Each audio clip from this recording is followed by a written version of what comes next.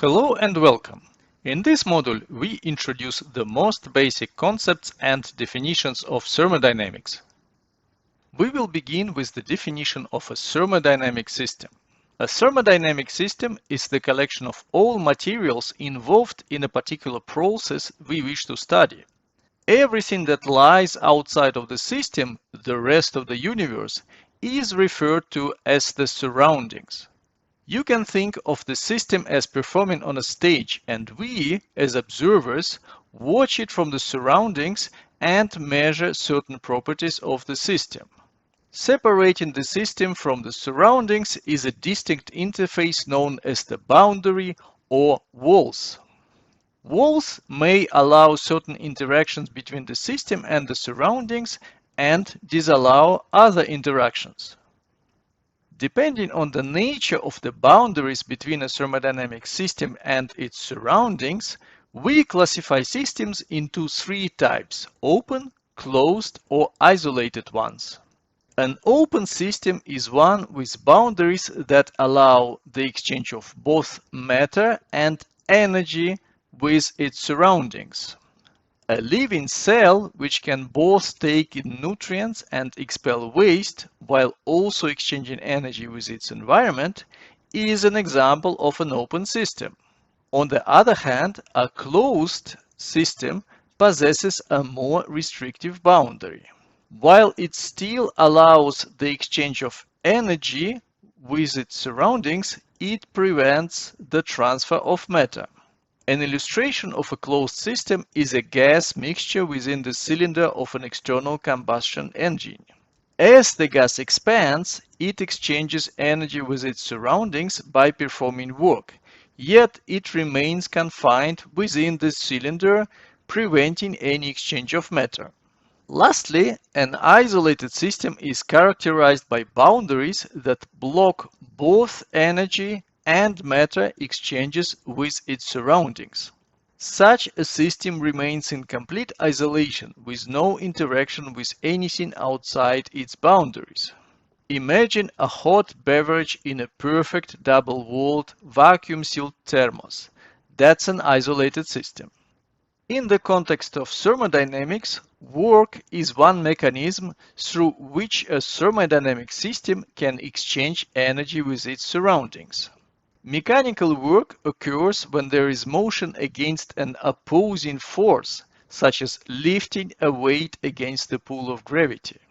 A thermodynamic system performs work when it executes a process that is, in principle, capable of moving something against an opposing force somewhere in the surroundings. An example is again the expansion of a gas that pushes a piston outward. The motion of the piston can be exploited to do work.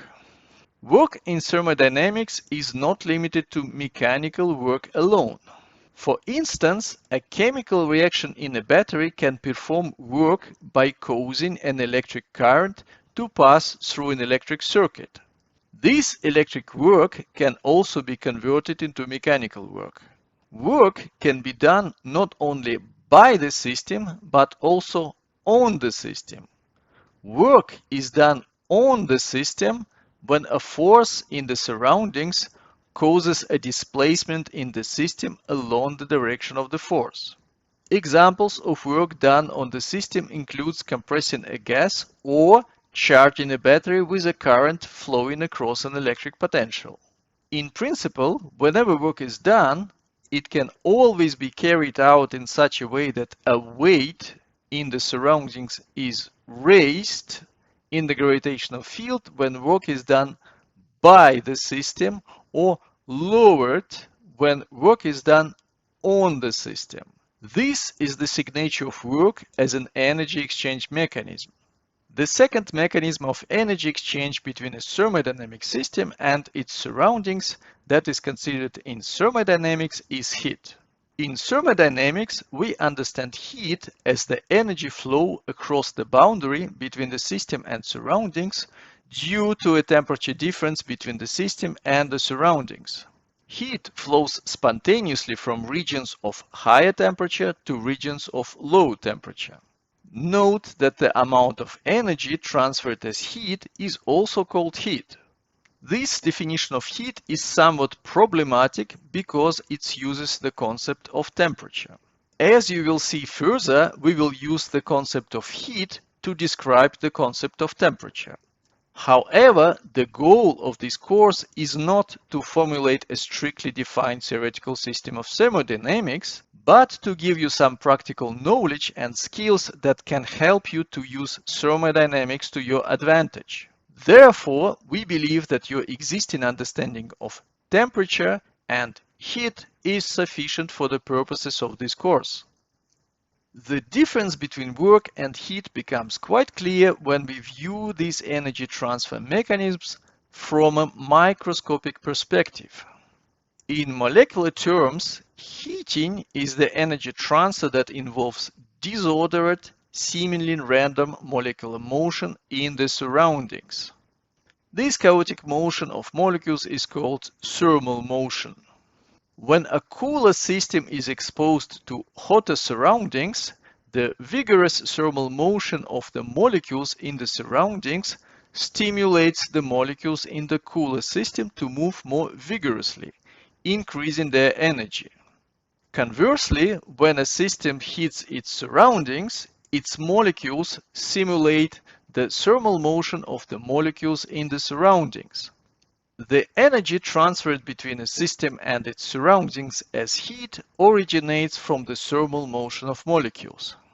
In contrast, mechanical work refers to the energy transfer that arises from the organized motion of atoms in the surroundings. When raising or lowering a weight, its atoms move synchronously. If a system performs work, it causes organized movements of atoms in its surroundings, and vice versa. Non-mechanical work manifests itself in other ways, such as changes in the chemical composition of a battery after charging. It's paramount to understand that the distinction between work and heat is fundamentally made in the surroundings. A moving piston that compresses a gas might stimulate the thermal motion of the gas molecules, increasing its temperature. Nevertheless, this process is characterized as work being done on the system due to the orderly descent of the atoms of the incoming piston, even if the piston's movement eventually stimulates thermal motion in the gas. The differentiation between work and heat is based on the type of motion in the surroundings. Organized motion indicates work, while thermal motion signifies heat. Regarding the capability of closed systems to exchange heat with their surroundings, we distinguish between two types of systems, or more precisely, two types of system boundaries: adiabatic and diathermal. Consider two systems with different temperatures. If we bring these two systems into direct contact, two situations are possible. In one case, there is no equilibration of temperature between the two systems because the boundaries prevent the transfer of heat between them. This type of system boundary is called an adiabatic one. Often, we use the term adiabatic systems to describe closed systems with adiabatic boundaries. In another case, the boundaries allow the transfer of heat, leading to the equilibration of temperature. This type of boundary is called a diathermal one. In thermodynamics, we differentiate between two kinds of physical quantities. These are referred to as functions or variables within this context. Among these, state functions stand out both in terms of their occurrence and significance. A state function is a property that is determined exclusively by the current state of a system, independently of its history, or, in other words, the path the system followed to reach its current state. A key feature of state functions is that their infinitesimal changes are mathematically characterized as total or exact differentials. This is indicated by using the letter D in an expression such as df. Total differentials were discussed in another module. The mathematical properties of state functions as total differentials are essential for thermodynamics. By utilizing these properties, thermodynamics can establish connections between different physical quantities, even those that at first might appear unrelated. Such connections, for example, enable the possibility of combining measurements of various quantities to deduce the value of another desired quantity. This example highlights the utility and versatility of thermodynamics. Among the state functions that describe a thermodynamic system, we distinguish between extensive and intensive properties. The term extensive literally implies something directed outwardly. In thermodynamics, properties that scale with the size of the system are termed extensive. This means if we have a system that is twice as large but with the same composition, its extensive property will also double. Conversely, we also define intensive properties. These are properties whose magnitude remains unchanged regardless of the size of the system. Consider a scenario where we divide a thermodynamic system into smaller parts. For each extensive property, the sum of its values across all these parts equals the value in the original undivided system. The amount of substance, mass, and volume are examples of extensive properties. In contrast, intensive properties maintain their value irrespectively of how the original system is divided. Examples of intensive properties include temperature and pressure. An important point to remember is that a quotient of two extensive properties, one extensive property divided by another, is an intensive property. Common examples of such intensive properties include molar values such as molar volume and the mass density denoted as ρ, which is the ratio of mass to volume. Alongside state functions, there exists another category of physical quantities known as path functions. Unlike state functions, the values of path functions are determined by the path taken between two states. That is to say, what matters here is how the system transitions from one state to another, and not just its initial and final states. Mathematically, infinitesimal changes in path functions are characterized as inexact differentials. This is emphasized by using a small Greek letter delta in an expression such as delta f. The prime illustrations of path functions are work and heat. Note that these are the only path functions that you will encounter in thermodynamics. We would like to note that it is important to use the terms work and heat in a way that reflects the fact that they are not state functions. It is not appropriate to speak of a system in a particular state as possessing work or heat.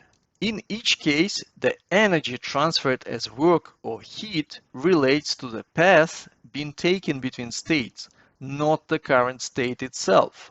Practical instances of these concepts manifest in everyday systems like batteries, fuel cells, refrigerators, and internal combustion engines. Their primary function is facilitating the flow of work and/or heat between the system and its surroundings. For instance, a refrigerator uses electrical energy to remove heat from its interiors and dissipate it externally. While we can speak of a refrigerator's capacity to draw out heat, it's inappropriate to assert it stores or contains heat. Similarly, chemical energy from fuel and oxygen is converted in an internal combustion engine, enabling vehicle movement. Here, the engine is capable of performing work, but it's not accurate to suggest the vehicle or engine holds work.